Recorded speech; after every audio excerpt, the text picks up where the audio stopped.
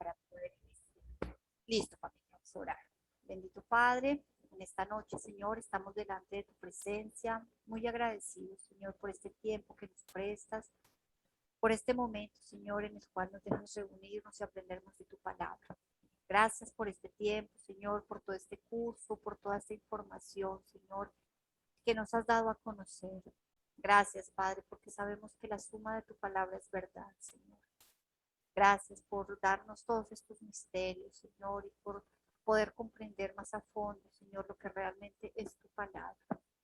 Gracias por el gran privilegio que tenemos, Señor. Ayúdanos a ser diligentes y sabios, Señor, a poder continuar, a poder seguir, Señor, aprendiendo cada día más, pero no solo aprender, Señor, sino a ponerlo en práctica.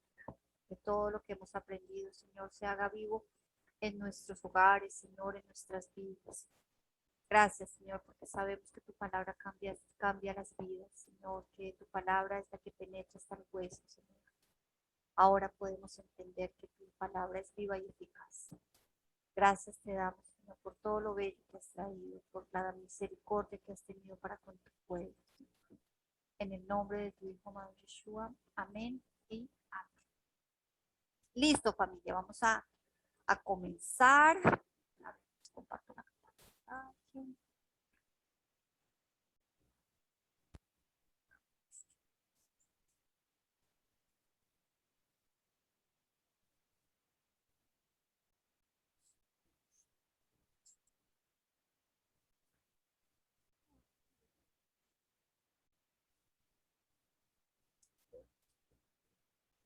Listo. Nos quedamos en Casiodoro de Reina, ¿verdad? Echamos un repaso más o menos global de lo que fue su vida, de cómo fue la compilación de la Biblia del Oso, ¿cierto? Porque pues así se llama, el trabajo de Casiodoro de Reina se llama la Biblia del Oso, y cómo fue que él buscó esas bases textuales, ¿verdad? Para hacer la Biblia al castellano. Y pues es la Biblia más conocida, una de las Biblias más conocidas al día de hoy, pues a nivel mundial, ¿no? Listo, pasamos por Casiodoro de Reina y nos vamos a ir ahora a Cipriano de Valera, porque la Biblia que nosotros tenemos se llama la Reina Valera, ¿verdad? Y entonces siempre pensamos que, yo siempre la verdad pensé que era una reina que se llamaba Valera o algo así, o sea, en mi mente pues divagaba y nunca me lo pregunté, pero me sonaba más como que fuera una reina que se llamara Valera o algo así. Pero bueno, ya comprendiendo un poquito más, pues sabemos que Reina era el apellido pues de Casiodoro y Valera era el apellido de Cipriano, ¿verdad? Entonces, ¿por qué se llama la Reina Valera? Entonces, resulta que este señor Cipriano de Valera, ¿verdad? Fue una persona que nació en Sevilla en 1531 o 32 y no se sabe la fecha de su muerte, solo dice que no fue antes de 1602. Fue un monje jerónimo, recordemos que Reina Valera también lo era, ¿sí? Era humanista y él fue el autor de la Biblia del Cántaro. Entonces, ¿qué fue la Biblia del Cántaro? Porque estábamos en la Biblia de los. Entonces dice, considerada como la primera edición corregida de la Biblia del Oso de Casiodoro de Reina de 1569, conocida hasta hoy con la denominación Biblia Reina Valera. ¿Sí? Entonces, ¿qué pasa? Coge este señor Valera, ¿verdad? Él era discípulo, bueno, fue alumno del señor Reina, Casiodoro de Reina, pues él era su profesor. Entonces, este señor tomó el trabajo, ¿verdad? De eh, Casiodoro de Reina y lo corrigió, entre comillas, algo así. Ya vamos a ver por qué. Una cita de Cipriano de Valera es la siguiente, dice, habemos tomado la pena de leerla y releerla una y muchas veces. y la habemos enriquecido con nuevas notas y hasta algunas veces habemos alterado con maduro consejo y deliberación, ¿cierto? Esto dice Cipriano de Valera en el trabajo que hizo de la Biblia del Oso de Casiodoro de Rey. ¿Cuáles fueron los cambios? Cambió o eliminó expresiones que él consideró inapropiadas para una Biblia, ¿sí? Eh, lo que les decía la vez pasada, la Biblia original dice toma tu catre y anda, ¿sí? Él dijo no, no, no, no, no, o sea, ¿cómo la Biblia puede tener la palabra catre? No, esa palabra no, entonces toma tu lecho, ¿sí? Pero pues Yeshua dijo toma tu catre y eso es lo que tiene que ir allí. Así, por ejemplo, la expresión por ventura fue quitada del texto bíblico. Posiblemente a Valera le pareció que esa expresión tenía ciertas reminiscencias paganas y le fue sustituyendo por palabras como quizás, de cierto, sin duda, etc.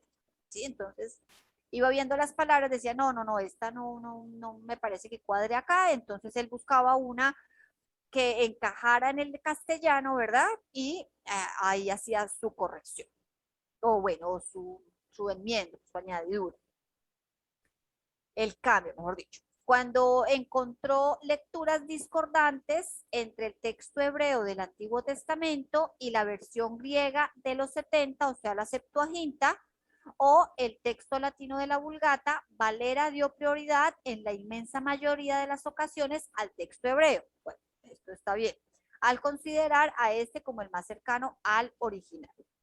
En ocasiones, Valera cambió la forma de algunos nombres propios del Antiguo Testamento, pues mientras Reina los había derivado el latín o del griego, Valera optó por adaptarlos del hebreo. Así, por ejemplo, Reina llamó al profeta Isaías Isaías, tomándolo de la forma latina Isaías. En cambio, Valera le llamó Esayas, haciéndolo derivar de la forma hebrea Yesayahu. Estas fueron más o menos pues algunos de los cambios. Entonces, ¿por qué se revisó la Biblia? Porque muchas de las copias de Reina habían desaparecido por la persecución de la Inquisición. Entonces, pues muchas de las copias que había hecho Reina, ¿sí? Las habían quemado, la Inquisición las había quemado, entonces pues cada vez era menos el material que ellos tenían, entonces Cipriano dijo, no, pues siento en mi deber, ¿verdad? Eh, no solo copiarla, sino corregirla. Además que él quería una versión más actualizada para que los lectores pudieran entender con más facilidad. Entonces ahí vino también, no, pues voy a tratar de que sea un poquito más entendible y bueno, todo esto. Sin olvidar también pues el cambio de la portada, ¿no? Que ahí es donde entra el tema. Pues le cambia la Biblia del oso, esa portada de un oso, recuerdan que había en la de Casiodoro de Reina, era la portada de un oso, porque en ese tiempo no se podían utilizar eh, imágenes espirituales, o bueno, como se llamara, ¿verdad? Y entonces él decidió poner este oso y hacerlo de esta manera. Mientras que Casiodoro hizo en su portada como una fuente. Hay dos hombres así como con un cántaro y ahí, bueno, hay un arte o algo así. Entonces, se hizo un 0,5% de revisión. Eso fue todo lo que se revisó, un 0,5% de revisión o de corrección de la una a la otra. Mucho fue por figurar, ya que la traducción fue de Casiodoro de Rey. Muchos concuerdan con que la evidencia histórica, el trabajo de Cipriano de Valera no es más que un plagio. ¿Sí? Es lo que dicen muchos estudiosos. Dicen, todo el trabajo que hizo Cipriano fue simplemente por figurar o por tener fama o tener un nombre, ¿verdad? Porque el trabajo completo lo hizo el señor Casiodoro de Reina. Entonces, ¿qué se usó? ¿Qué base textual se usó para la Reina Valera? ¿No? Pues es algo muy importante porque pues es una Biblia que se utiliza mucho, o bueno, la que más se utiliza el día de hoy. Entonces, la base textual de la Reina Valera en el Tanaj fue el texto masorético hebreo, ¿sí? Recordemos, esto ya lo habíamos visto en clases anteriores, que fue el texto masorético. Y para el nuevo pacto se utilizó el Textus Receptus de Erasmo de 1522. También se basó en la políglota complutense y en los mejores textos griegos conocidos hasta entonces. Algunos proponen que por seguir la tercera edición del Textus Receptus fue que incluyó la coma joánica, ¿sí? Todo eso pues ya es información que nosotros ya sabemos y manejamos. Listo. De acá, entonces nos vamos a los libros apócrifos, porque era algo que no habíamos hablado, ¿sí? ¿Qué son los libros apócrifos? Los libros apócrifos son textos y pasajes del Antiguo Testamento considerados por la Iglesia Católica y la Iglesia Ortodoxa como canónicos. Apócrifo quiere decir falso, ¿sí? Pero la Iglesia Católica y la Ortodoxa, ellos dicen que son libros inspirados, o sea, ellos se paran en su posición y ellos dicen no. El libro, un libro apócrifo o lo que ellos llaman un libro deuterocanónico, tiene el mismo peso que la Torá, ¿verdad? Que no están incluidos en la Biblia hebrea. Estos textos y pasajes aparecen en la Septuaginta, ya sabemos que es la Septuaginta, una Biblia griega datada entre los años 280 y 30 antes del Mesías. Los libros apócrifos del Antiguo Testamento son el libro de Tobías o Tobit, el libro de Judith, el libro de la sabiduría, el libro del eclesiástico o también se llama Sirácida o Sirácides, el libro de Baruch, incluida la carta de Jeremías o Baruch 6, el libro primero de los Macabeos, el libro segundo de los Macabeos, las adiciones griegas al libro de Esther, o sea, lo que aparece en una Biblia católica como Esther 10, del 4 al 16:24. Las adiciones griegas al libro de Daniel, lo que es la oración de Azarías, que es Daniel 3, del 24 al 50. El himno de los tres jóvenes, que es Daniel 3, 51 al 90. La historia de Susana, que es Daniel 13, y la historia de Bel y el dragón, que es Daniel 14. Todo esto son añadiduras. Y los libros apócrifos en la iglesia ortodoxa son la oración de Manasés, tercera de Esdras, tercera de Macabeos, Salmos 151 y Salmos de Salomón. Entonces, para la Biblia del Oso, que era la de el señor Casiodoro de Reina, ¿cierto? Para su edición, eh, los libros apócrifos estaban agrupados junto a los demás libros del Antiguo Testamento de acuerdo al modelo de la Vulgata Latina, ¿verdad? Estaban incluidos dentro del Tanaj. Mientras que la Biblia del Cántaro o la Biblia de Cipriano de Valera posee los libros apócrifos en otra ubicación. Están justo en medio del Tanaj y el Nuevo Pacto. Entonces él los sacó del Tanaj, los ubicó como en todo el centro, ¿cierto? Les dio como ese espacio y esa fue como otra de las reubicaciones que también hizo Cipriano de Valera. Entonces, eh, muchos dicen, a ver, está la posición católica, no, mentiras, la posición protestante, porque ya vimos que los católicos dicen que a fuerza tienen que ir los libros porque son inspirados.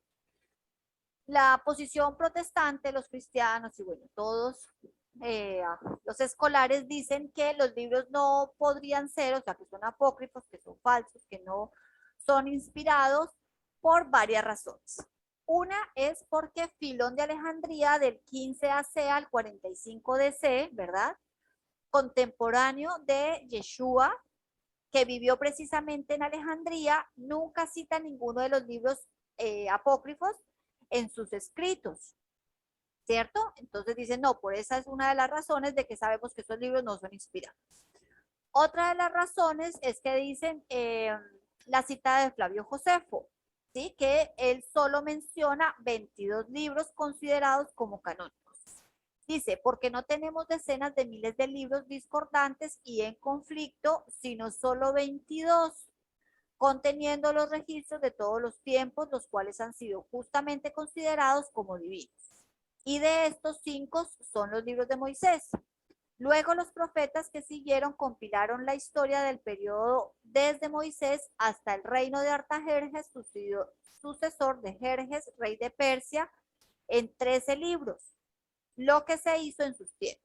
Los restantes 4 libros comprenden himnos a Dios e instrucciones prácticas para los hombres. Entonces, estas son unas de las pruebas, digámoslo así, o de las bases que tiene el cristianismo para decir, sí, ven, por esa razón los libros apócrifos no están en la escritura porque pues no son inspirados. Pero pues vamos a contar que bueno, esto está bien, las bases o las bueno, por las razones está muy bien, pero lo más importante es que contradicen la escritura. Esto es algo que nos tiene que quedar grabado, ¿verdad? Porque cualquier texto, lo que sea, ¿verdad? Aún así sea que esté dentro de la misma escritura, o sea, dentro de la misma Biblia. Sí, sí, contradice, ¿verdad? El texto base, la columna vertebral, el esqueleto, bueno, ¿sí? Que es la Torá, entonces es un libro que no es inspirado. ¿Por qué? Porque Dios no puede decir una cosa primero y luego decir otra, ¿verdad? Y porque todos los 49 autores, los 48, aparte de Moisés, ¿verdad? También escribieron lo mismo. Por eso puede ser un libro que fue escrito en un periodo aproximado de 1500 años, ¿sí? Por 49 personas diferentes y todos escribieron de lo mismo. ¿Cómo es posible que todos, uno era carpintero, el otro era constructor, el otro era eh, eh, pastor de ovejas, el otro era lo que fuera, ¿sí? Pero todos escribieron de lo mismo. ¿Por qué? Porque todos tenían una base. Esa es la belleza, ¿verdad? De lo que es la escritura. No se salió, es un hilo temático, ¿verdad? Viene así. En cualquier momento, cuando quiere entrar algo que no es, pues boom, se prenden las alarmas, ¿verdad? Pero ese es el problema de haber dividido la escritura primero por capítulos y después por versículos, ¿verdad? Que se perdió completamente el contexto y entonces ya entra y sale lo que sea y ya ni siquiera nos enteramos, ni siquiera sabemos que hay una columna vertebral, ¿sí? Ni siquiera sabemos que hay una base, que hay una medida, ni siquiera nos damos por enterar. Entonces, vamos a ver que el libro de Judith, el libro presenta contradicciones imposibles de explicar y que se atribuye a errores de los copistas, ¿no? Eso dice. En el capítulo 1, versículo 1 dice, Nabucodonosor, rey de los asirios, reinaba en la gran ciudad de Nínive. Todo el mundo sabe que Nabucodonosor no fue rey de los asirios, sino de los caldeos. No reinó en Nínive, sino en Babilonia. En el capítulo 9, versículo 2 dice, Señor Dios de mi padre Simeón, a quien pusiste la espada en las manos para castigar a aquellos extranjeros. Aquí dice que Dios puso la espada en las manos de Simeón y parece alabarse la acción de este. Pero eso está en abierta oposición a la palabra de Dios que maldice la acción de Simeón. Eso está en Génesis 49:5. En el capítulo 11, versículo 12 de Judith dice, por lo cual han resuelto matar a sus bestias para beberles la sangre. ¿Sí? Y pues sabemos que pues la escritura con el tema de la sangre, pues ya sabemos cómo es que se debe manejar este tema, ¿no? La escritura es muy explícita en relación a este mandato. La Vulgata versión de Torres Amat tiene una nota en este versículo que dice así. Todo lo que sigue tomado a la letra parece no dejar lugar para excusar a Judith de ficción o mentira. En el capítulo 13, versículo 18, Judith recibe adoración y no la rechaza, como hizo Pedro en Hechos 10:25. La prueba interna es desastrosa para la inspiración del libro, ¿sí? Entonces empieza uno a leer y bueno, cuando no tenemos nuevamente, cuando no tenemos una base, cuando no tenemos idea que no se puede adorar a cualquier persona, sino solo hay un ser, ¿verdad? Que recibe completa adoración en la escritura, ¿verdad? Y que a todos a los que se les ha querido hacer adoración, pues siempre la han rechazado porque ellos saben lo que está pasando, ¿sí? Pero nosotros como no lo entendemos, no es tan claro, pues el que de pronto leer y que ella no hubiera rechazado la oración, pues, ¿cierto? Pues, ¿qué más da? Pero no sabemos de verdad que está en contraposición de lo que es la verdadera escritura. El libro de Tobías. Este libro nunca figuró en el canon de los libros inspirados. Este libro contiene doctrinas paganas. En el capítulo 4, versículo 10 dice así: por cuanto la limosna libra de todo pecado y de la muerte. En el versículo 17 del mismo capítulo dice: pon tu pan y tu vino sobre la sepultura del justo. En el capítulo 6 y versículo 8 dice: respondió el ángel a Tobías y le dijo: si pusiereis sobre las brasas un pedacito del corazón del pez, su humo ahuyenta a todo género de demonios. En el capítulo 12, versículo 9 dice así: porque la limosna libra de la muerte y es la que purga los pecados y alcanza la misericordia y la vida eterna. ¿Cierto? Entonces, bueno, ahí ya sabemos de dónde tienen para pedir. Sabiduría. Los griegos llamaban a este libro la sabiduría de Salomón, reconociendo que el autor ha tomado sus conocimientos e ideas de las obras de Salomón y que ha procurado imitarlo. Los judíos no tienen este libro en su canon, aunque lo tienen en gran estima. El que escribió el libro parece que creía en la reencarnación de las almas. Dice en el capítulo 8, versículo 19, ya que de niño era yo de buen ingenio y me cupo en suerte una buena alma. En el capítulo 10, 1 al 4, dice que el diluvio fue por causa del pecado de Caín. Comparándolo con Génesis 6, 5 al 7, se ve que no es así, como lo dice el plagiador de Salomón. Eclesiástico o el libro de Eclesiástico. Algunos antiguos han dudado de su autenticidad por no hallarse en el canon de los judíos. El libro tiene un prólogo que se atribuye a un tal Jesús, nieto del autor de dicha obra. Del prólogo son las siguientes palabras: mi abuelo Jesús, después de haberse aplicado con el mayor empeño a la lectura de la ley y los profetas y de los otros libros, quiso él también escribir algo sobre estas cosas. De este párrafo aprendemos que el tal Jesús escribió porque él quiso, que los judíos tenían los libros inspirados denominados la ley y los profetas, y además otros que no lo eran. El libro en general es el mejor de los apócrifos. Da consejos como estos: si te has visto forzado a comer mucho, retírate de la concurrencia y vomita y te hallarás aliviado. Capítulo 34, 20. En el capítulo 36, 16 dice: yo ciertamente me he levantado a escribir el último y soy como el que recoge rebuscas tras los vendimiadores. Este testimonio del autor demuestra que él no creía que estaba escribiendo un libro que era la palabra de Dios. Él mismo confiesa que era el resultado de sus estudios y conocimientos. Baruch. Los judíos no admiten este libro por no hallarse en el hebreo. Los libros se atribuyen a Baruch, contemporáneo de Jeremías. En el capítulo 1, 3 al 4 dice: estas son las palabras del libro de Baruch, hijo de Nerías, descendiente de Maasías, de Sedecías, de Sedei, de Elcías. lo escribió en Babilonia el año quinto, el día 7 del mes, desde que los caldeos se apoderaron de Jerusalén y la incendiaron. Baruch leyó las palabras de este libro en presencia de Jeconías, hijo de Joaquín, rey de Judá, y delante de todo el pueblo que acudía a oírlas. Estaban todos los personajes de la familia real, los ancianos y el pueblo, desde el más pequeño hasta el más grande, cuantos habitaban en Babilonia junto al río Sur. Ahora bien, Jerusalén fue destruida en el 588 antes del Mesías, aproximadamente.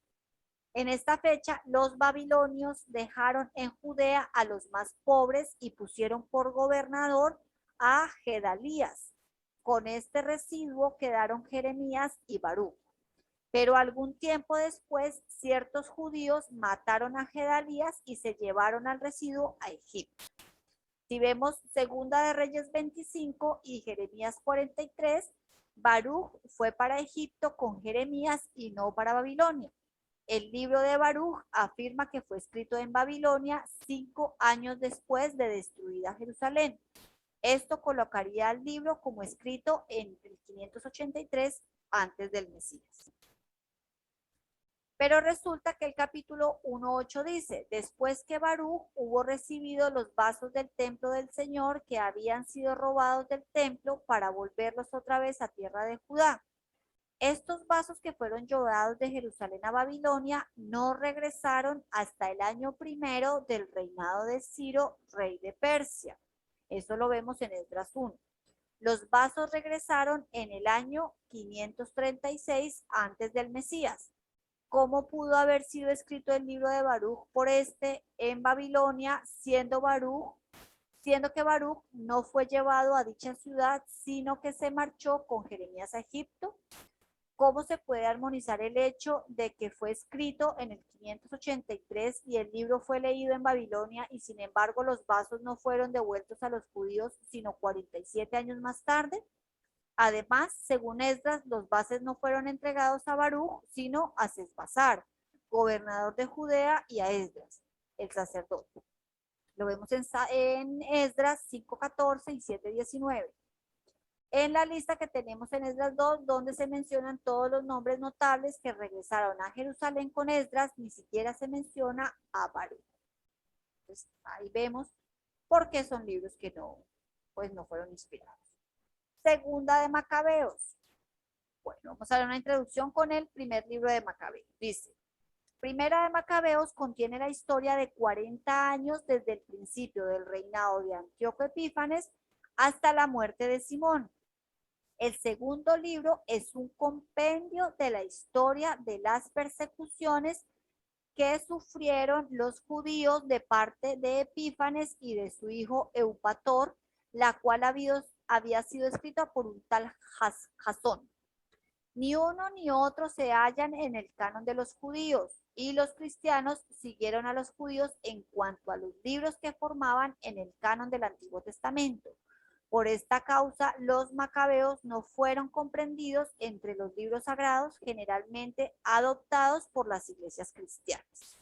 O sea, el canon que utilizaron los cristianos fue el canon hebreo. Por esa razón no está macabeos en nuestras Biblias. ¿Qué judío se atrevería a compendiar 5 libros de la palabra de Dios?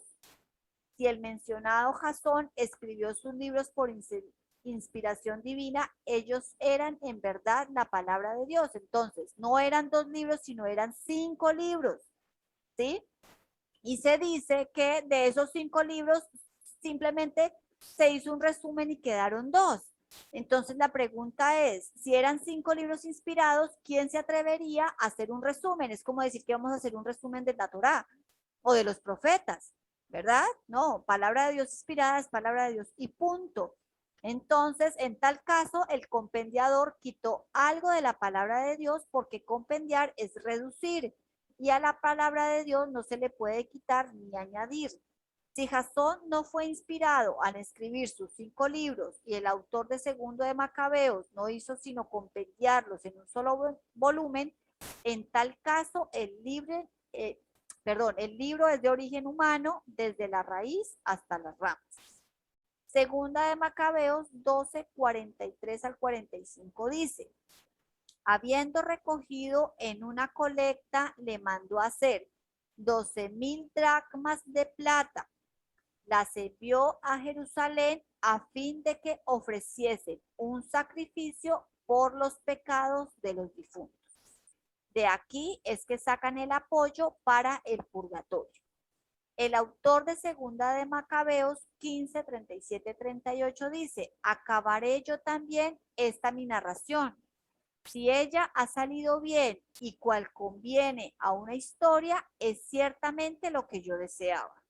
Pero si por el contrario es menos digna del asunto de lo que debiera, se me debe disimular la falta. ¿Habéis visto algo semejante a este lenguaje en los 66 libros inspirados? Segunda de Macabeos 2:23, ¿pretendía este compendiador de Jasón escribir bajo inspiración divina? De haberlo él creído así, no nos recomendaría que le disimulásemos sus faltas como historiador. Los autores inspirados no piden excusas porque no admiten la posibilidad de errores. Ellos dicen, así ha dicho el Padre y así dijo el Señor. Y Dios no tiene que pedir excusas a los hombres. ¿Sí? Entonces vemos que él, o sea, todos los autores, ¿verdad? Inspirados, autores divinos, simplemente plasmaron su obra y no andaban diciendo, no, pues si les parece bien o si me quedo bien, pues qué bien para todos, pero si no, pues disculpas por todo. Pues, no sería algo eh, correcto o viable. Listo, hasta aquí entonces entendido el tema de los apócrifos, más o menos nos fuimos por encima, de verdad es mucho más tema, pero es solo para que tengan una idea y luego vayan y hagan cada uno su tarea. Ahora, entonces, ¿por qué es tan importante la traducción de la escritura? ¿Cierto, Isabel? ¿Con cuál estamos contando? ¿Cuál está siendo nuestra base? ¿Cuál escritura es la que nosotros estamos estudiando? ¿Sí? Porque pues a la final, ¿qué es lo cierto? Pues que la palabra de Dios, ¿verdad? O lo que Él dejó escrito, pues es lo que cambia vidas, es lo que se va a cumplir, es la profecía, es absolutamente todo. Y si tenemos alguna alteración, pues qué mal por nosotros, ¿no? Porque o nos falta algo o le estamos añadiendo y de pronto estamos esperando mucho más del texto que nunca dice, ¿verdad? Eso también podría pasar. Malo por si nos falta, porque bueno, nos estamos perdiendo profecías cumplidas, no estamos entendiendo absolutamente nada, ¿verdad? Porque el texto fue manipulado y se quitó. Pero en el caso de que se añadió, pues también muchas cosas que se añadieron tampoco tienen que ver con el Padre, ¿sí? Y nosotros seguimos aferrados a textos, bueno, bueno, lo vamos a ver un poquito más adelante, a muchos textos que cuando vemos la realidad del asunto, pues nos asusta porque decimos, bueno, ¿y dónde está Dios? ¿Verdad? Si es su palabra, ¿dónde está el cumplimiento o dónde está el respaldo a su palabra? Entonces, textos más confiables, esto es lo siguiente. Recordemos que los autógrafos del nuevo pacto escribieron del año 45 hasta el 90 después del Mesías, ¿verdad? De estos autógrafos, ¿sí? Se nutrió el texto alejandrino, el texto occidental y el texto oriental. Pero luego salió el texto bizantino que fue del año 500 al 1500. Y este texto bizantino se nutrió del alejandrino, del occidental y del oriental, ¿verdad? O sea, eso fue una recopilación de manuscritos y de añadiduras y de enmiendas y de interpolaciones y bueno, todo lo que habíamos visto. Entonces, ¿qué podemos rescatar acá? Que el texto más confiable es el texto más antiguo o más cercano al segundo siglo, tercer siglo, cuarto, quinto, ¿verdad? Eran textos que no existían, por supuesto, son textos que vinieron a encontrarse hace muy poco, ¿verdad? Antes, perdón, mucho después de que se escribiera, digamos, el Textus Receptus o que se hiciera la primera traducción al castellano o bueno, todo esto que lo que se mandó como tal a la imprenta. Pero como no había, digamos, un hallazgo arqueológico que diera peso, ¿verdad? En cuanto a esos textos, pues esos textos eran los textos mayoritarios, ¿verdad? Los textos con más peso. ¿Cuáles? La Reina Valera, el texto Receptus y todos estos que yo les estoy diciendo, ¿verdad? Pero una vez aparecen los textos antiguos, una vez aparecen esas bases textuales más antiguas, más cercanas al segundo siglo, o por lo menos del segundo al quinto siglo, pues era indiscutible, ¿verdad? Que el texto se hubiera corregido y se hizo. Lo que pasa es que muchos no aceptan el cambio. ¿Por qué? Porque nos encanta la Reina Valera, porque es la Biblia que tenía mi abuelita, porque es la que hemos tenido siempre, porque es la Biblia que tiene mi pastor, porque es la de la sociedad de Biblias Unidas, porque es la que tiene, en fin, ¿verdad? Nos encariñamos con el nombre, nos encariñamos con el texto y que de lo que realmente es la palabra de Dios. ¿Sí? Entonces ahí es donde entra un choque muy fuerte porque aún en las raíces hebreas, en el tema de las raíces hebreas, este tema no se toca. ¿Sí? He escuchado muchas personas, a muchos maestros decir que la palabra de Dios, que cómo se nos ocurre decir que la palabra de Dios tiene errores, ¿verdad? Y yo nunca a ustedes de aquí en este curso les he dicho que la palabra de Dios tiene errores. Siempre les he dicho, él escribió lo que escribió, ¿verdad? Pero él escribió que en el idioma que él decidió que se escribiera el texto. De ahí a lo que yo tengo hoy en mi casa, en mis Biblias, en mi móvil, en donde sea, ¿verdad? Eso es otro cuento. Entonces, atrevernos a decir, no, es que la Biblia, esta Biblia no tiene errores. No, podríamos ir a discutirlo lo que quieran, ¿verdad? Porque entonces, ¿dónde está nuestra base? O sea, realmente, ¿de qué nos estamos pendiendo? O sea, ¿qué es realmente si la escritura es nuestra base, entonces, ¿de a dónde nos estamos cogiendo? ¿Cierto? Entonces, por eso el Padre en su misericordia, ¿verdad? Destinó hombres maravillosos, ¿verdad? Inconformes, que algún día se levantaron y dijeron, es necesario restaurar el texto. ¿Sí? Y el día de hoy contamos, como yo les decía, les contaba, el nuevo pacto al 99% corregido y del antiguo pacto al 30%. Y el trabajo del antiguo pacto o del Tanaj sigue en trabajo, ¿verdad? No es tan fácil, es un trabajo millonario primero y además de muchísimas horas de trabajo, ¿sí? Pero aún así se está haciendo y se está llevando acá, aunque nosotros no lo sepamos, aunque las sociedades bíblicas unidas no lo quieran aceptar, ¿verdad? Hay que corregir el texto. ¿Por qué? Porque hemos visto que ha pasado en 1000 años en 1400 años de copiado manuscrito, hemos tenido que un teléfono roto. ¿Sí? Mientras uno dice perra, el otro dice guerra, el otro dice sierra y el otro dice tierra. Y entonces, ¿yo qué hago hoy? ¿Verdad? ¿Con cuál me voy? ¿Me quedo en tierra? ¿Me quedo en guerra? ¿Qué hago? ¿Verdad? Y pareciera que fuera, ay, uno dice, ay, es una bobada, pues si dice una cosa o dice la otra, no es una bobada, ¿sí? Porque estamos hablando de la palabra del Padre, estamos hablando de la palabra del Creador, y no solo eso, sino estoy hablando de mi fe, de lo que yo creo, ¿sí? Porque, o sea, si esto es mi base, si esto es lo que a mí me da como tal, mi base de fe y ha sido manipulada, entonces, ¿dónde queda? ¿Verdad? Por eso es tan importante. Entonces, de 1400 años de copiado manuscrito para el nuevo pacto, ojo con lo que les digo, para el nuevo pacto, de 5700 copias manuscritas de 14 siglos de copiado, salieron 250,000 variantes textuales, solo para el nuevo pacto. ¿Sí? De 5700 copias que se hicieron manuscritas de todas las veces que se copió, que se volvió a recopiar, ¿sí? salieron 250.200 variantes textuales, corregidas al día de hoy, afortunadamente. Y el texto más tardío y combinado se evidencia como secundario y corrupto. ¿Cuál es ese texto? Del siglo V, VI en adelante.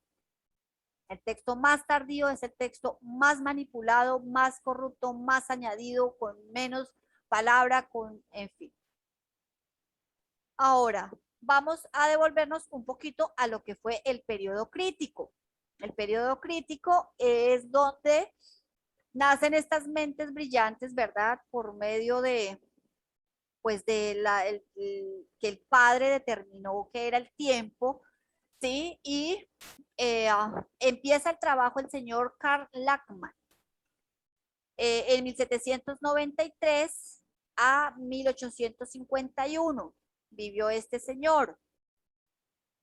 Dice, un nuevo periodo comenzó en 1831. Esto es una cita, está hablando otra persona de este señor. Dice, cuando por primera vez un texto fue construido directamente de documentos antiguos sin la intervención de ninguna edición impresa.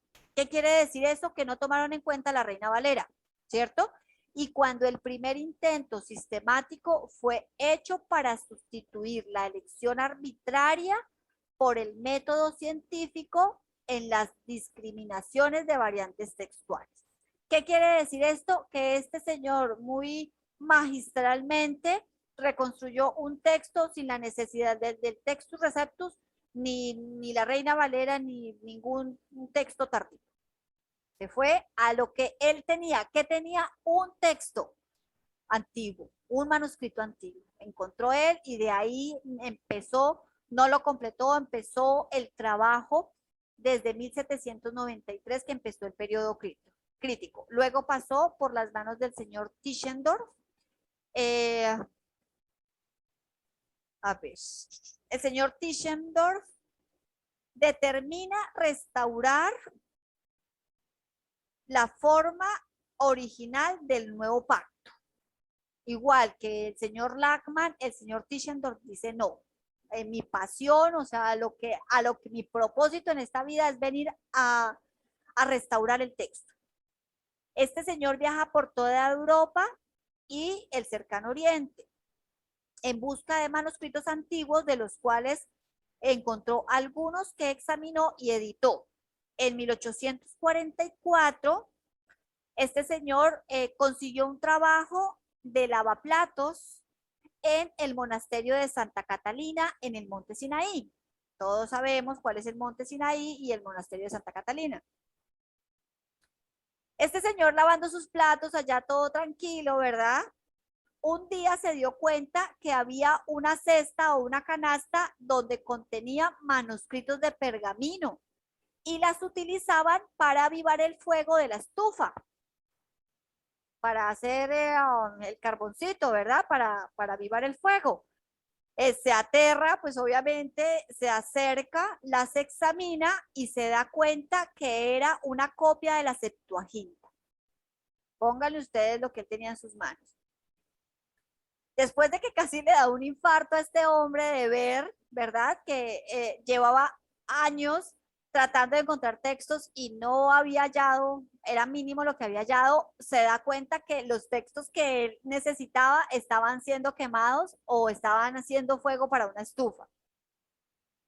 Él lo revisa y se va con 46 hojas, mientras los monjes empiezan a comentarle y a decirle que esos no son los únicos textos que ellos tienen ahí, ¿sí? Y pues además él les dice, vengan, o sea, lo que ustedes están haciendo, pues es indebido porque esto es un tesoro, o sea, lo que ustedes tienen es algo, es como un tesoro, entonces yo les sugiero que ustedes aviven el fuego con otra cosa, ¿sí? Que no sea esto. Entonces se pusieron a hablar y todo, y entonces estos monjes le comentan que esto no era el único texto que ellos tenían allá. Él se va, bueno, está un tiempo por allá y luego él convence a alguien, vuelve y empieza en busca de más textos, de más manuscritos, pero se cerraron los monjes porque, bueno, pues se vieron como un poco inadecuado, que él estuviera preguntando mucho, entonces no, ellos como que se cerraron y todo, entonces no obtuvo nada. Pero luego él alió con otra persona y le vino, pudo venir y hablar, pues, no, digamos, con el líder de los monjes y se sentaron y comentaron. Y entonces él le dijo, mire, yo he hecho un trabajo de tanto tiempo y esta ha sido mi transcripción y bueno, le cuenta más o menos su vida y qué era lo que él quería, mientras el señor pues feliz le dice, oiga, yo tengo un libro, se lo voy a mostrar. ¿Sí? Y saca nada más ni nada menos que lo que hoy conocemos como el Códice Vaticano. ¿Sí? ¿El Códice Vaticano es del Vaticano? No. El Códice Vaticano se llama así porque hoy está en el Vaticano. ¿Sí? Pero es uno de los códices o es una de las Biblias, ¿sí? Que recuerdan que Constantino mandó hacer, porque eso tocaba hacerlo, eso era un proyecto de Estado, es como hacer hoy un puente, ¿verdad? En nuestra ciudad, eso fue proyecto de Estado, entonces mandó a hacer 50 copias del nuevo pacto, este señor Constantino. De esas 50 copias solo quedan dos y una de estas es el Códice Vaticano, que su mamita, recordemos que la mamita, el monasterio de Santa Catalina, lo construyó la mamita de Constantino, ¿verdad? Entonces ella, pues muy feliz, se llevó una de las copias y fue y lo puso allá en el monasterio de Santa Catalina, donde ellos proponían que había sido el monte Sinaí, ¿verdad?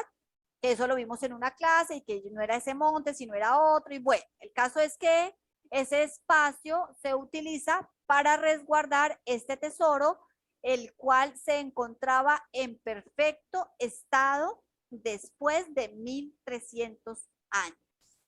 A pesar del tiempo, estaba escrito en griego, pero se encontraba en, mejor dicho, perfecto estado. Ese códice se encuentra el día de hoy en el Museo de Londres. Entonces, pues este señor, imagínense, todo lo que él pudo hacer con todos estos manuscritos que él encontró y bueno, así fue como empezó el periodo crítico de la restauración textual. Luego viene el señor Samuel Tregelles, ¿sí? Él desarrolló principios de crítica textual. Viajó por Europa en busca de manuscritos griegos. Comparó manuscritos griegos, revisó las versiones antiguas y las citas del Nuevo Testamento de los escritos de la patrología griega hasta Eusebio. Publicó una edición crítica del Nuevo Testamento entre 1857 y 1872.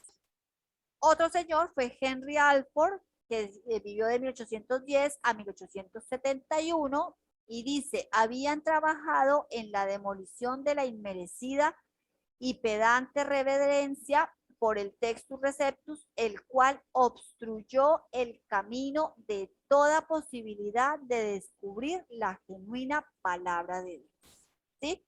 Todos, la idea de todos en común era que el texto tenía que ser restaurado, ¿sí? Y realmente encontrar lo que había como tal el Padre inspirado a todos sus autores divinamente. Y vemos luego al señor Westcott y Hort, ¿verdad? Fueron dos personas que trabajaron también arduamente desde 1825 hasta 1892, vivieron estos señores, ¿verdad? Eh, Demostración de que el texto bizantino es posterior a otros textos. Todos fueron trabajos magistrales que hicieron, cada uno iba sumando. Y por último tenemos al señor Nestle y Alan, ¿verdad? Ellos son dos personas que también como que condensaron como tal todos estos trabajos de todas estas personas, no son los únicos, hay muchos más, ¿verdad? Solo traje pues a los más nombrados y todos estos trabajos desde 1700 y pico que empezó el trabajo hasta 1990 y algo que escribió el señor Nestle y Alan, ¿verdad? Que condensan la la corrección del nuevo pacto, ¿verdad? Y ellos, en este caso, tenemos lo que fue la 28ª edición, ¿sí? De crítica textual del nuevo pacto. Y en este trabajo de todas estas personitas que les he venido nombrando, ¿verdad? Y de muchos más que no nombré, es que se basa la Biblia textual, ¿sí? Del trabajo de estas personas durante años que obviamente pues ya contaron, no como el primero que tenía un manuscrito, pues estos señores ya tenían pues una cantidad de manuscritos que han ido apareciendo cada vez, ¿verdad? Y que pues han aportado en la corrección del texto. Bueno, vamos a ver unas variaciones, ¿verdad? Porque yo les digo a veces, bueno, hay unas que no importa, o sea, no importa, no, hay unas que, bueno, no son tan significativas, bueno, si dice mesa o dice cómoda, bueno, uno dice, bueno, al final la idea es la misma, ¿verdad? Pero sí hay algunos cambios realmente significativos como añadiduras y también como que se les quitó. Entonces, vemos en Judas 5 de la Reina Valera dice, mas quiero recordaros, ya que una vez lo habéis sabido, que Jesús, habiendo salvado al pueblo, sacándolo de Egipto, después destruyó a los que no creyeron. ¿Sí?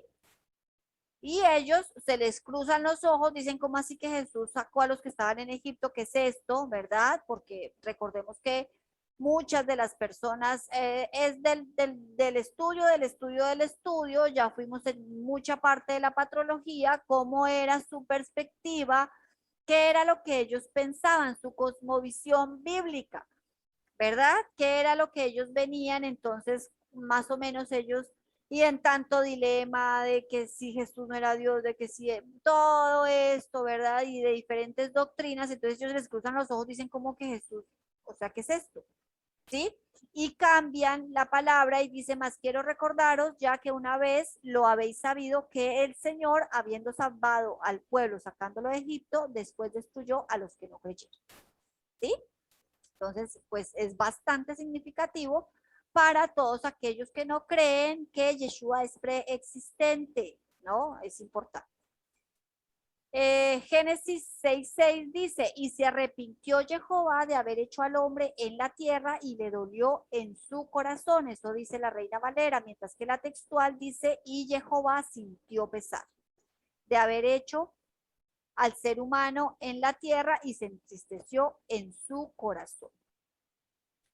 En la Mateo 4:3 del lenguaje actual dice, entonces llegó el diablo para ponerle una trampa y le dijo, si en verdad eres el hijo de Dios, ¿verdad? O sea, es condicional, o sea, si tú eres, haz esto.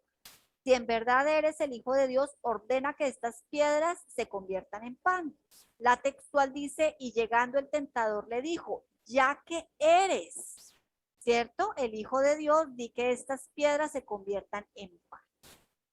El texto masorético en Amós 9, 11, 12 dice, en aquel día levantaré el tabernáculo de David que está caído y cerraré sus brechas y reconstruiré sus ruinas y lo edificaré como en los días de antaño, para que Israel posea el remanente de Edom y todas las naciones que invocan mi nombre, dice Jehová que hace esto. Mientras que en la Biblia textual dice, después de estas cosas volveré y restauraré el tabernáculo de David que ha estado caído y reconstruiré sus ruinas y volveré a erigirlo para que el resto de los hombres busquen al Señor y todos los gentiles sobre los cuales es invocado mi nombre, dice el Señor, se hace conocer estas cosas desde el principio, ¿cierto? Recordemos que pues el texto masorético, ¿qué fue lo que hizo? Ellos, cualquier profecía mesiánica la destruyeron, ¿verdad? Cualquier texto que tuviera que ver con que para los gentiles había porción, lo destruyeron, ¿verdad? Pero sin entender que los gentiles, pues ¿cuáles gentiles? Los gentiles no, los gentiles israelitas, ¿verdad? Recuerden que yo siempre digo gentiles israelitas, no es que sean gentiles israelitas porque esa palabra, esa frase no puede estar unida. O son gentiles o son israelitas, solo que es para que me entiendan. El texto masorético dice, he aquí la joven está encinta y dará a luz un hijo y llamará su nombre Emanuel. La textual dice, he aquí la virgen quedará encinta y dará a luz un hijo y llamaréis su nombre Emanuel. No se imaginan la cantidad de charlas que he visto, que he escuchado, tratando de reconciliar estos dos textos. Obviamente, pues los judíos dicen que sí, ven que ustedes dicen que era una doncella y no una virgen, y una cosa y la otra y esto, sabiendo que el texto fue manipulado. Juan 11 del 5 al 6 dice, y amaba Jesús a Marta y a su hermana y a Lázaro. Cuando yo pues, que estaba enfermo, se quedó 2 días más en el lugar donde estaba. La Biblia textual dice, y Jesús amaba a Marta y a su hermana y a Lázaro. Pero cuando yo, que estaba enfermo, se demoró aún 2 días en el lugar donde estaba. ¿Sí? Entonces dicen, no, pero ¿cómo así? Que Jesús no salió corriendo, ¿cierto? A atender a su amigo. No, no, no, digamos que se quedó 2 días más, no pongamos que él aún se demoró, o sea, como que dice, no, a fuerza se quiso demorar, ¿sí? Tratando de corregir, tratando de ponerlo a él lo mejor, o sea, ¿cierto? Tratando de cambiar de pronto lo que realmente era. Listo, aquí, bueno, hasta aquí, esto es todo lo que les cuento. Hay muchísimas más, claro, no nos daría no sé cuántas clases para poder ver diferencia entre una y la otra, entre el texto masorético, entre la Biblia textual, entre la Septuaginta, en fin. Eh, eran como las más entendibles, las más conocidas, ¿verdad?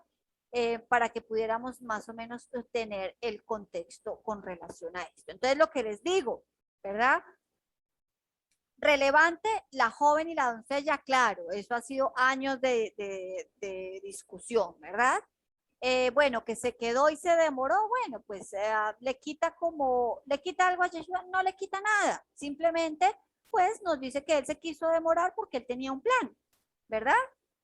Siempre queriendo maquillar las cosas. Bueno, unos son relevantes, sí, otros son relevantes, no, ¿verdad? Pero lo que yo siempre digo, el texto es el texto y punto.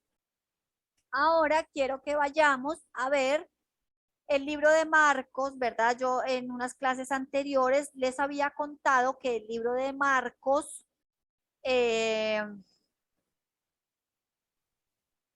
tiene una añadidura desde el capítulo 16, versículo 9, ¿verdad? Yo les había dicho, ya les había mencionado todo lo que aparece de Marcos desde el versículo 8 es añadidura. Entonces, hay 6 posibles finales para Marcos, ¿verdad? Unos le ponen unos versículos, otros le ponen otros lo terminan no sé dónde, en fin, ¿sí? Pero quiero que veamos este en especial, porque lo que les digo, cuando a mí la escritura me dice algo y la escritura es parte de mi creencia, ¿verdad? Es mi base, ¿sí? Pues obviamente cuando la palabra no me respalda, ¿sí? Pues entro en una confusión y de pronto hasta en shock, ¿verdad? De decir, bueno, ¿qué es todo esto? ¿Es cierto? ¿No es cierto? ¿Sí? Porque nos vemos como atentados con la escritura. Entonces quiero que leamos esto y luego les pongo un video para que enlacemos las dos cosas. Dice, habiendo pues este posible final de Marcos, no es que yo diga que este es el posible final de Marcos, no, no, Marcos termina en el versículo 8, punto, ya, no hay más, sino que este es uno de los que proponen, ¿verdad? La tradición diciendo que, bueno, este es uno de los 6. Entonces dice, habiendo pues resucitado Jesús por la mañana, el primer día de la semana apareció primeramente a María Magdalena, de quien había echado 7 demonios. Yendo ella lo hizo saber a los que habían estado con él, que estaban tristes y llorando. Ellos, cuando oyeron que vivía y que había sido visto por ella, no le creyeron. Pero después apareció en otra forma a dos de ellos que iban de camino yendo al campo. Ellos fueron y lo hicieron saber a los otros, y ni aun ellos creyeron. Finalmente se apareció a los 11 mismos, estando ellos sentados a la mesa, y les reprochó su incredulidad y dureza de corazón, porque no habían creído a los que le habían visto resucitado. Y les dijo: id por todo el mundo y predicad el evangelio a toda criatura. El que creyere y fuere bautizado será salvo, mas el que no creyere será condenado. Y estas señales seguirán a los que creen. En mi nombre echarán fuera demonios, hablarán nuevas lenguas, tomarán en las manos serpientes, y si bebieren cosa mortífera no les hará daño. Sobre los enfermos pondrán sus manos y ellos sanarán. Y el Señor, después que les habló, fue recibido arriba en el cielo y se sentó a la diestra de Dios. Y ellos, saliendo, predicaron en todas partes, ayudándoles el Señor y confirmando la palabra con las señales que seguían. Amén. ¿Sí? Entonces, esto es lo que propone el cristianismo, no, es lo que propone la tradición a uno de los posibles finales de Marcos. Ahora quiero que veamos un video. A ver, acá. Que veamos un video para que nos demos cuenta, ¿sí?, de lo que puede hacer una añadidura. Ahí. ¿Se ve la pantalla? Sí, se ve, se ve. Sí, ya. Acto de fe. Pastor evangélico casi muere al ser mordido por una serpiente mientras predicaba.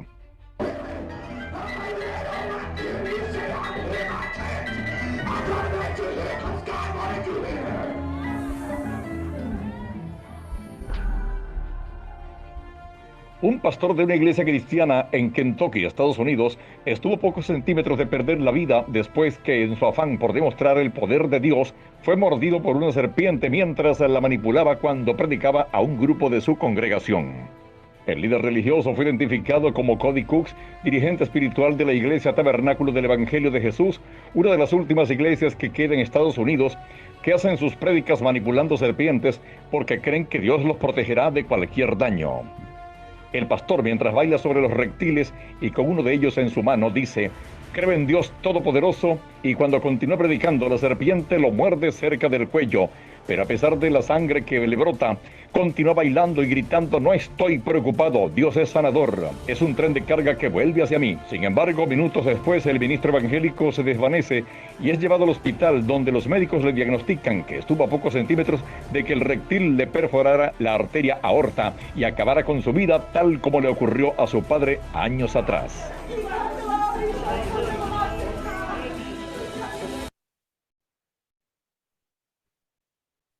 Listo.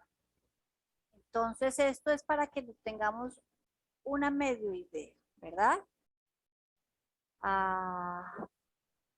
De lo que una añadidura puede, el daño, ¿verdad?, que puede llegar a ser. ¿Qué otra cosa puede hacer o un cambio? Vamos a verlo aquí. Eso es una tentación. Señora. Eso fue lo que hizo ese hombre. Ese hombre tentó a Dios. Es algo indebido. El Padre sana, claro que sí, ¿verdad? Él es el Todopoderoso, claro que sí, ¿verdad? Solo que él se está basando y está poniendo toda su fe en un texto de hombres, ¿verdad? Algo que el hombre escribió. Y pues ahí vio sus resultados.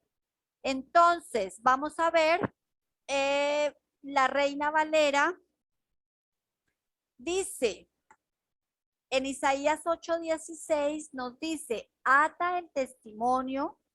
Bueno, vamos a leerlo un poquito antes para que... Ay, Hernán, que estás ahí, ayúdame. Reina Valera, Isaías 8 desde el 14, porfa. Bueno, yo no tengo una versión 60. O uno que tenga una Tengo, versión 60.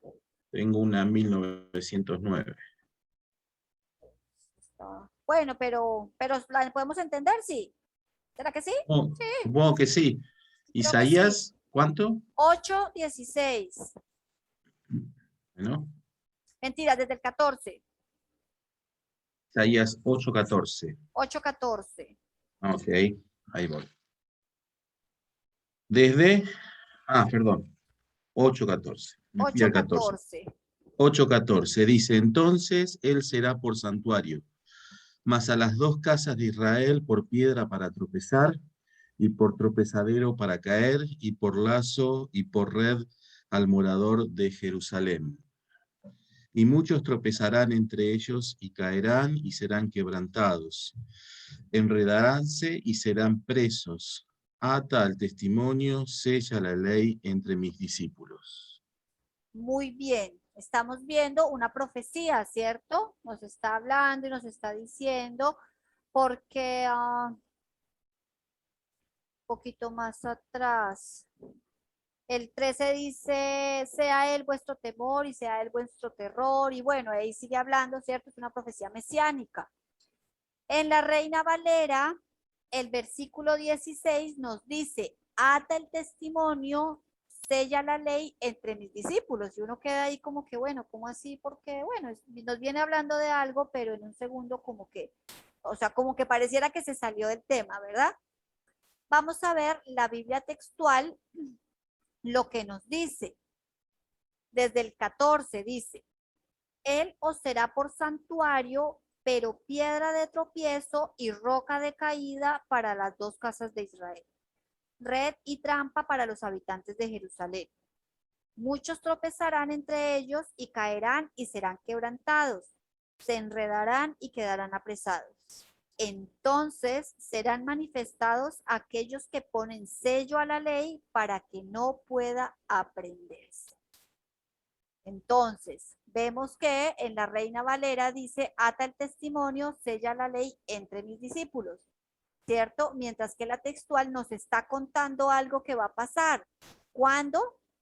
Cuando la roca, ¿verdad? Cuando él sea vuestro temor y sea, cuando él os será por santuario, pero piedra de tropiezo, ¿verdad? Para las dos casas. Dice, la textual en el versículo 16 dice, entonces, cuando Yeshua se manifieste, serán manifestados aquellos que ponen sello a la ley para que no pueda aprenderse. ¿Cierto? ¿Hasta ahí? ¿Bien? ¿Entendido? Sí, clarísimo. Sí, hasta acá vamos claro. Ahora nos vamos a Primera de Pedro 2:6-8. Dice, de la Reina Valera, por lo cual también contiene la escritura. He aquí pongo en Sión la principal piedra del ángulo, escogida, preciosa, y el que creyere en él no será avergonzado. Para vosotros, pues, los que creéis, él es precioso, pero para los que no creen, la piedra que los edificadores desecharon ha venido a ser la cabeza del ángulo y piedra de tropiezo y roca de caer, porque tropiezan en la palabra siendo desobedientes, a lo cual fueron también destinados. Vemos en Mateo 21:33-46 de la Biblia textual. Mateo 21.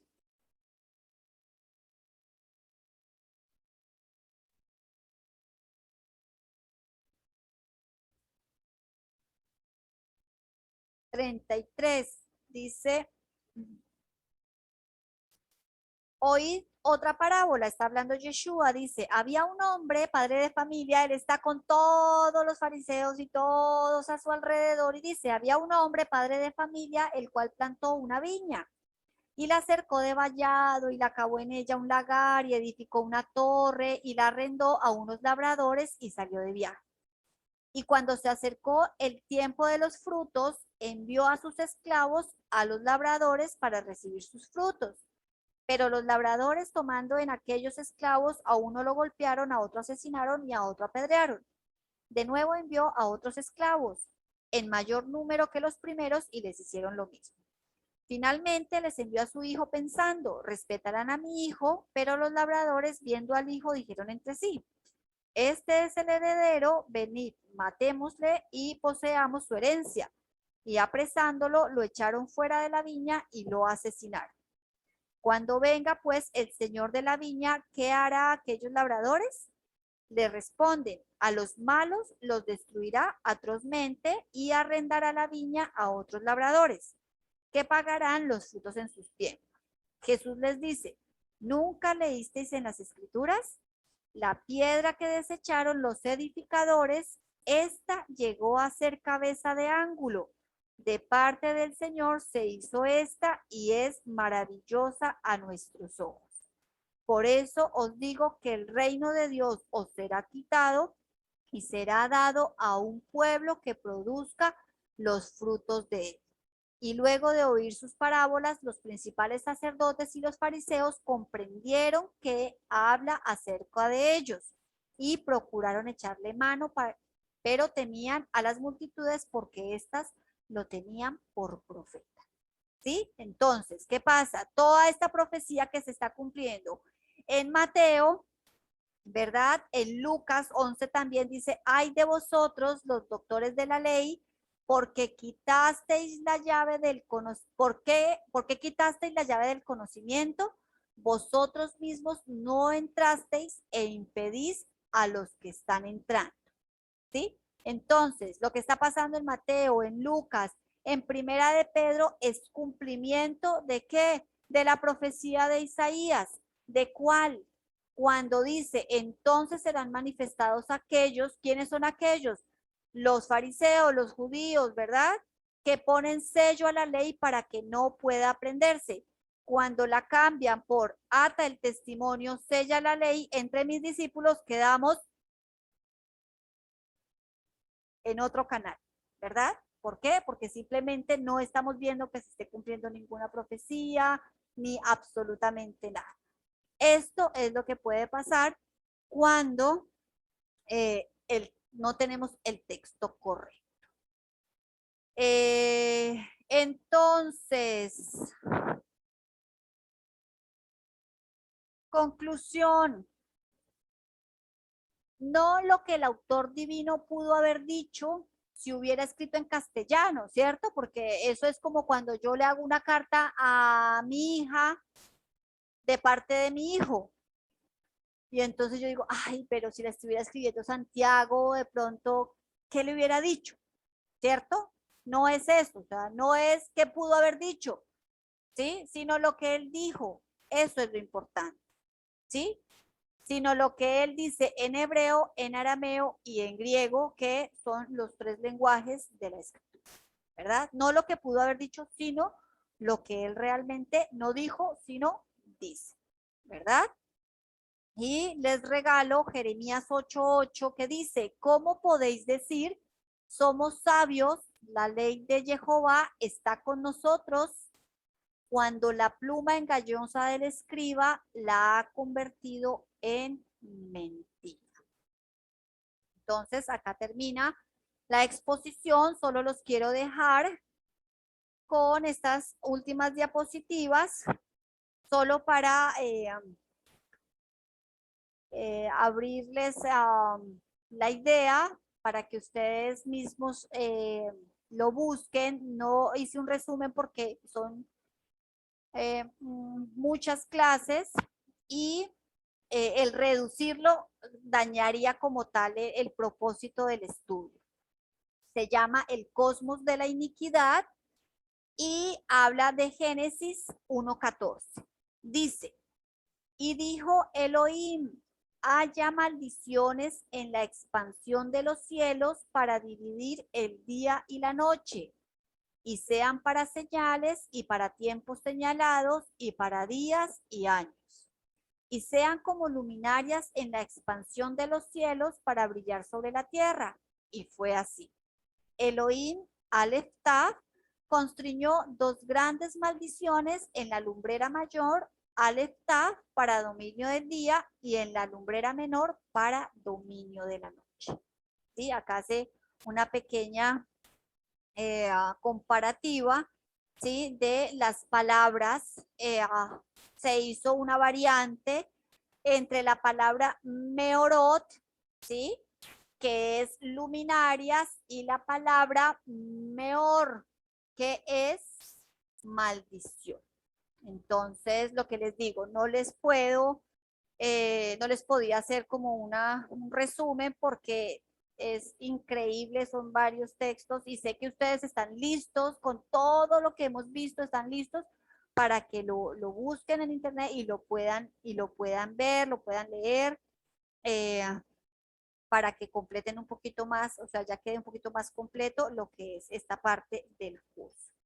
Les voy a leer solo una parte de la nota que tiene en cuanto a este tema. A ver, espérenme. Lo que dice. A ver.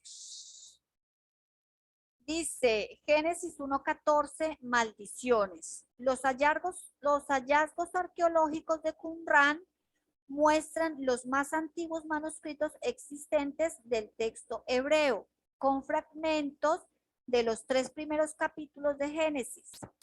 A diferencia del texto masorético, que contiene el vocablo luminaria, lucero o lumbrera, estos fragmentos registran la palabra maldiciones.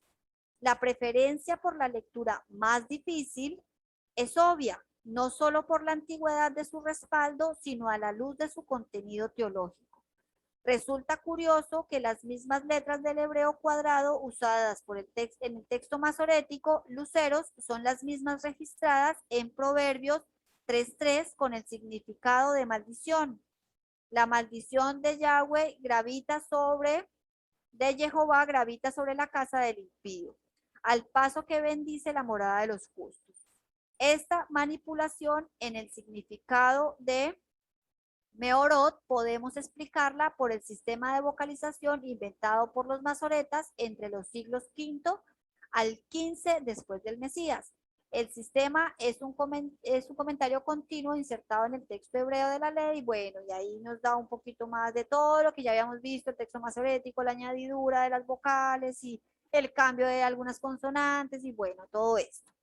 Simplemente les dejo, es una nota bastante larga, simplemente los dejo para que vayan ustedes y lo vean. Es maravilloso este contenido y para que no se lo pierdan.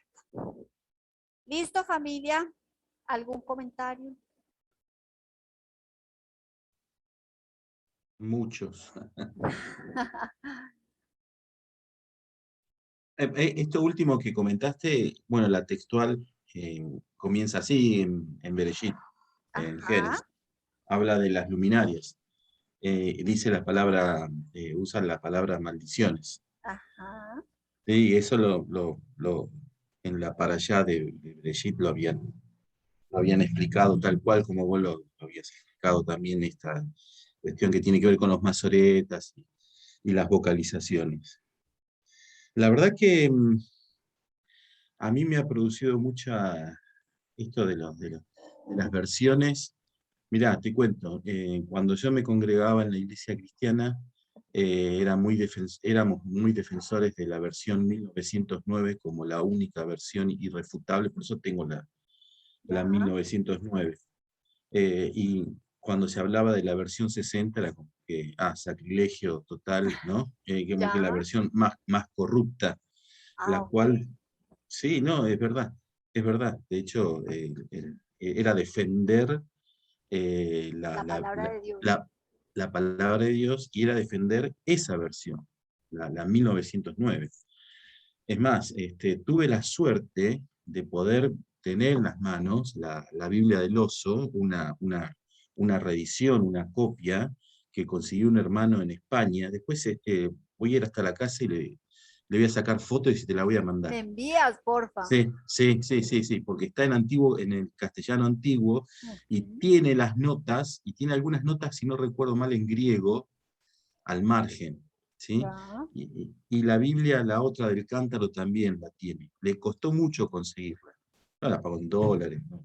Terrible. Ya. Pero cuando hablabas esto de las versiones, sí, a mí me llamó mucho la atención de cómo fue siempre manipulado y trastocado el texto, hasta el punto que uno no sabe cuál es el original, ¿no? Porque desde el pensamiento, esto es lo que nos enseñaron, ¿no? Del pensamiento cristiano, desde la tradición, vamos a decir, eh, una coma te cambia una doctrina, Así es. Ujú. ¿no? Y entonces, viéndolo de este punto de vista, yo no sé si hablar con el término doctrina, pero nos cambia toda nuestra posición de fe en lo que creemos. Eso es lo que me quedo. Y me ha producido este tema, a todos, ¿no? Lo que llamamos en educación disonancia cognitiva. Esto es, estamos parados en algo que creemos y de pronto viene algo nuevo que nos descoloca, nos desestructura, ¿sí? Es Wow. como que nos genera una contradicción en lo que creemos, en lo que siempre tuvimos como verdad, y de pronto llega algo nuevo, ¿sí? Que tiene su sustento, ya sea histórico, antropológico, este, y que tiene que ver con cultural también, y que de pronto te muestra otra verdad, que no es la verdad que uno había conocido, como verdad absoluta, ¿sí? Así es. Entonces eso genera un shock, ¿no? Esa disonancia justamente cognitiva. Y ese es un proceso también, lo cual viví en estos dos cursos, y lo cual es muy bueno, ¿eh? Es muy bueno que eso suceda, porque uno comienza con una disposición de corazón, como yo sinceramente decir, yo cuando comencé el nivel 1 dije, con todo lo que hemos estudiado en la iglesia, Dios, y de pronto ¿Qué más? en la segunda clase ya estaba desarmado, Alexa, la verdad te digo, no sabía dónde estaba parado. Wow, Ya de verdad. todo lo que había aprendido fue así, hiciste, ¿no? Pero la verdad que me sirvió un montón, que quise seguir adelante, y para mí ha sido un proceso, eh, una transición por la que estoy pasando. Y la verdad que gracias al Padre, gracias al Eterno, que comenzó todo por el estudio del hebreo. Si no hubiese sido eso, tal vez no hubiese estado tampoco Así es, en claro este que sí. curso. Así que yo estoy meramente agradecido por todo tu empeño, por todo lo que nos has brindado, compartido todo el conocimiento que tenés. La verdad que yo estoy muy agradecido, muy agradecido. No, Hernán, muchas gracias a ti y a todos los que han estado, porque wow, me aguantaron casi 5 meses. Este curso se fue un poquito más largo porque, pues, lo que les digo, estábamos aprendiendo todos. Había muchos temas que más o menos manejaba, pero pues ya para hacer un tema como tal, o sea, una clase, pues el trabajo fue de horas y horas y horas. Entonces aprendimos todos al tiempo. Entonces yo también estoy feliz de lo que tú dices. Ah, son muchas ideas y es que, bueno, eso yo ya vengo aprendiéndolo hace un tiempo y es que nosotros somos lo que nosotros pensamos, ¿sí? O sea, eso es lo que termina siendo tú. Si tú crees, un ejemplo, si tú crees en un matrimonio, en el amor y en un matrimonio, pues tú vas a tener un buen matrimonio, ¿sí? Si tú no crees en el matrimonio, pues tú nunca vas a tener una pareja, nunca te vas a casar. O sea, en eso se resume lo que nosotros creemos, nosotros somos, ¿sí? Entonces, por eso es tan importante ponerle bases a lo que nosotros creemos, ¿sí? No sé si les pasa que no sé, uno casi nunca piensa en algún tema, el que sea, un ejemplo, ¿qué es el alma? Y uno sabe siempre qué es el alma, ¿sí? Pues uno dice, no, pues el alma es el alma y el alma, pues es el alma, ¿sí? Pero cuando tú te sientas con alguien a discutirlo, y aparte de eso metes la escritura y bueno, ¿qué es lo que dice la escritura de qué es el alma? Pues tú te das cuenta que tú no tienes idea de nada, ¿cierto?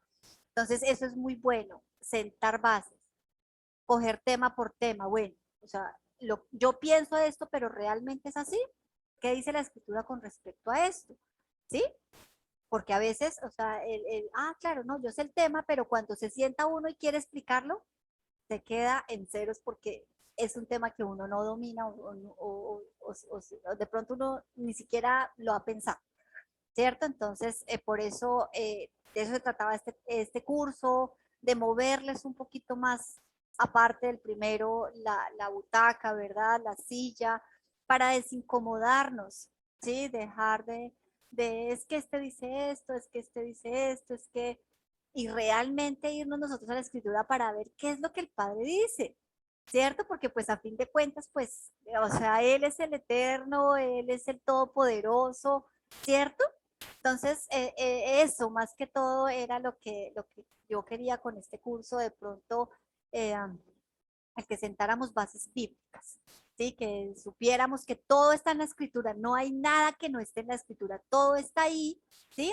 Ahora, cómo aprender, cómo ir de a poquito, en todo el curso vimos cómo de a poquito ir, cómo ir, ¿cierto? Caminando, cómo ir entendiendo cada tema, cómo ir de a poquito, ¿sí? Y dejar un poco también, no es que es que este dice, o este escucho, o este, ¿cierto? Sino realmente ir a la escritura, porque al final, cuando nos paremos cara a cara con Yeshua, él no nos va a decir, bueno, pero ¿y este qué te dijo, verdad? O qué te dijo tal de tal cosa. Te va a decir tú qué aprendiste, qué hiciste, qué fue lo que tú hiciste posible.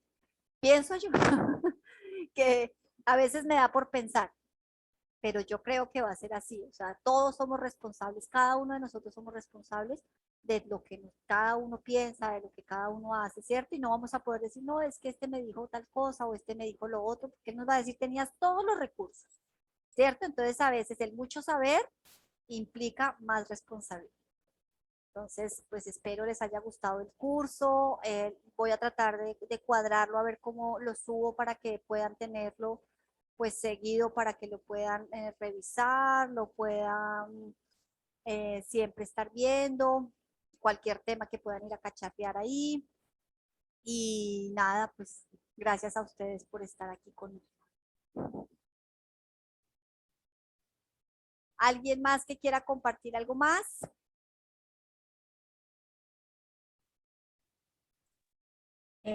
Profe, y ya no Dímelo, vamos a Miriam. ver más, ya está el último día.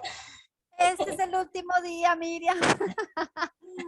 Ya Ay, aquí terminamos el tema 2, voy a pero no, extrañar. vamos, entren al nuevo grupo del nuevo curso 1 y ahí nos seguimos charlando, ahí seguimos en contacto. Ustedes saben que pues yo estoy ahí con ustedes al 24/7, lo que necesiten con todo el gusto.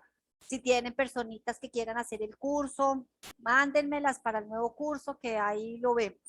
Por ahí en unos 10 días aproximadamente empieza el nuevo curso y no, estamos en contacto, no se preocupen, me escriben, estamos charlando, qué rico que pudiéramos encontrarnos de vez en cuando para poder compartir diferentes temas, diferentes cosas, pudiéramos hacer preguntas, eso es muy necesario. A veces simplemente definir algo, ¿cierto?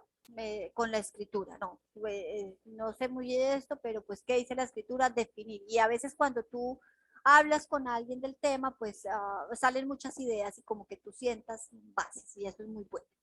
Entonces, estamos charlándonos, pues ahí me escriben, ahí me Bueno, escriben y profe, gracias, gracias. De verdad, estoy muy agradecida con el Eterno, con usted, profe, porque realmente este ha sido un año maravilloso o sea, este tiempo que hemos estado en este curso, porque así como decía el hermano, entramos por un curso de hebreo, no nos imaginamos que íbamos a encontrar esto y que realmente de tantos años de cristianismo y con otra mentalidad y encontrar todo esto ha sido que impresionante, o sea, todavía es la hora que uno dice, ¿cómo?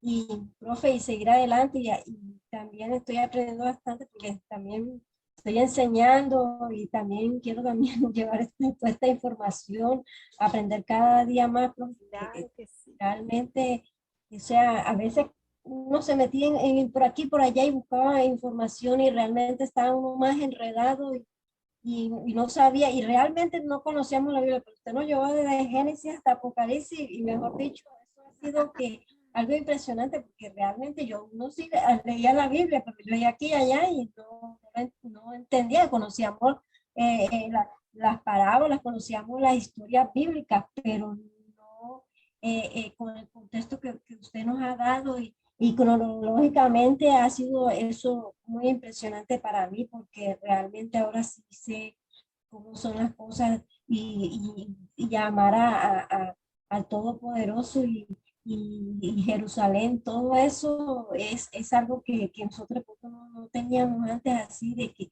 respetamos tanto a los judíos, los amábamos y sabiendo que nosotros también hacemos parte de esas tribus, ya, porque, bueno, somos injertados, ¿verdad? Y que antes nos decían, bueno, que nosotros somos los gentiles y nos da una alegría decir que éramos gentiles, nosotros somos los gentiles y vamos a estar allá en el patio de los gentiles. Entonces, realmente, eso es absurdo. Y, profe, muchas gracias por su dedicación y por todo. Y bueno, ahí estaré metida ahí mirando los Claro videos. que sí, son bienvenidos, además pues porque ustedes alientan también a las demás personas, aprenden los que quieran dar el curso más adelante, tómenlo nuevamente y cuando estén listos me avisan y les comparto todo el material y de eso se trata. O sea, esto no es de una persona ni no solo yo tengo que no, se trata de expandir este conocimiento, esta información a todo el mundo. O sea, imagínense, pudiéramos nosotros tener un megáfono tan grande que pudiéramos hablarle a todos, ¿cierto? Pero por eso se trata que el Señor, Yeshua cuando se fue, esa fue la misión, ir por todo el mundo, ¿verdad? Y compartir lo que Él nos había enseñado, o bueno, les había enseñado, ¿verdad? Entonces, qué maravilla poder uno llevar las buenas nuevas, pero las de verdad, las correctas, ¿cierto? Al mundo entero. Entonces, si quieres volver a entrar al curso, bienvenidos son, no hay ningún problema, ya han estado en el curso conmigo, no hay ningún problema porque ustedes se están capacitando. Sí, es un curso de capacitación para el día que el Padre ponga en sus corazones el enseñar, estén listos. Digan, yo, Señor, yo estoy listo porque me he visto el curso 2 veces, 3 veces. A ti, Hasta Miriam, tres muchas veces. gracias. Sí, no, a ti yo siempre, son mi respaldo, pues siempre están ahí conmigo, qué bello. Muchas gracias Gracias por por ese apoyo. bendiciones. No, Miriam, con todo gusto.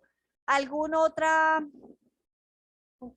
comentario? ¿Alguien más que quiera comentar algo? Todo está muy bien, profe.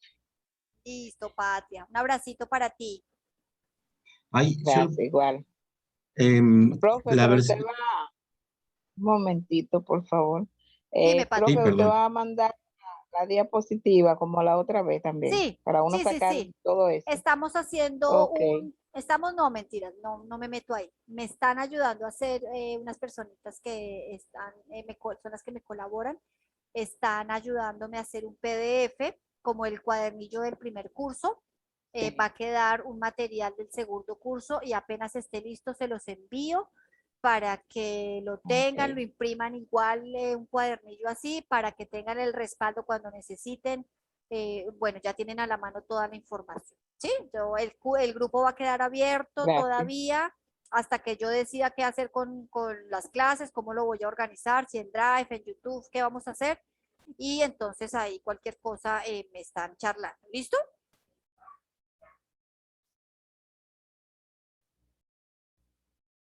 Una Listo, Hernán, dime. consulta. Claro que sí, dime. Sí. Habías hablado de que había un Nuevo Testamento restaurado. No Ujú. recuerdo el porcentaje, pero muy alto. Es la Biblia textual, Ah, la 99%. textual. 99% restaurado y el 30% del antiguo, bueno, del De Tanaj. bien. Que ellos Ah, todavía están trabajando en eso. claro. Porque el Nuevo Testamento de Nestle Aland, ese está publicado, Ajá, exacto. Sí, pero o sea, la Biblia no es, textual está basada, o sea, su base es el de Nestlé. claro, pero esa no está en español. El de Nestlé Alan, Sí, creo que no sé. por eso, no. Ah, no, no está en Yo español. No, no, no creo que está en había leído español. algo de eso y no está, sí. Sí, no, no está en español, pero tenemos la textual, que es el trabajo de años de ellos. Entonces está corregido al 99%.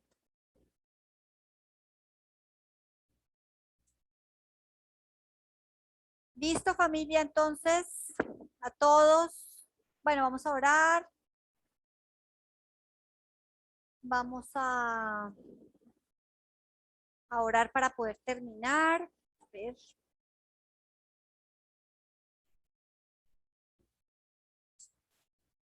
Bendito Padre, en esta noche, Señor, estamos aquí delante de tu presencia, muy agradecidos, Señor, por este tiempo que nos regalaste, que nos permitiste, Señor, el aprender un poco más de tu palabra. Gracias, Señor, por todo este tiempo, por todo este curso, por todas las personitas que me prestaste en este tiempo, Señor, que prestaron sus oídos para aprender mucho más de ti, Padre. Te doy muchas gracias por sus vidas, te pido que les bendigas, que les guardes, que les enseñes cada día más, Señor, llévalos por el camino de la mano, así como lo has hecho hasta el día de hoy, Padre.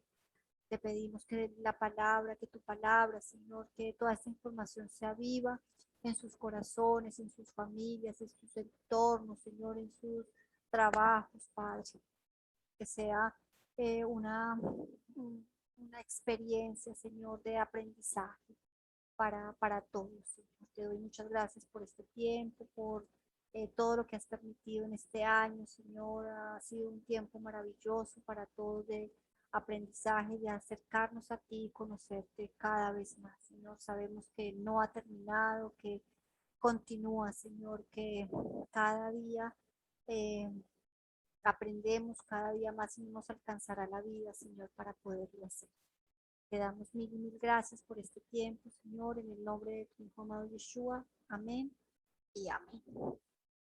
Listo, familia, todos, mil gracias. Un abrazo para todos. Gracias por haberme aguantado estos 5 meses. Y cualquier cosa que necesiten, por favor, me avisan, cualquier información, lo que sea, y estamos en contacto. Bueno, si tienen referidos, por favor, envíenmelos porque voy a empezar curso nuevo. Entonces, para que no se pierdan ni una sola clase. Listo, familia, todos. Mil bendiciones. Que el Padre les bendiga a Y todos. doña Nubia. Saludos. Siempre. Bendiciones a todos. Bendiciones. Buenas noches. Para todos. Buenas noches. Bendiciones. Esperemos que nos volvamos a ver pronto. Claro que sí, sé que sí. Bendiciones. Profe, tenga otro curso para que nos Sí, voy a cuadrar otro curso. Nos avisa. Curso nivel doña avanzado, Nubia. voy a poner. Otro curso y con viaje de egresados. Ay, sí, qué belleza. Bendiciones, familia. Abrazos a todos. Bendiciones. Abrazos. Bye.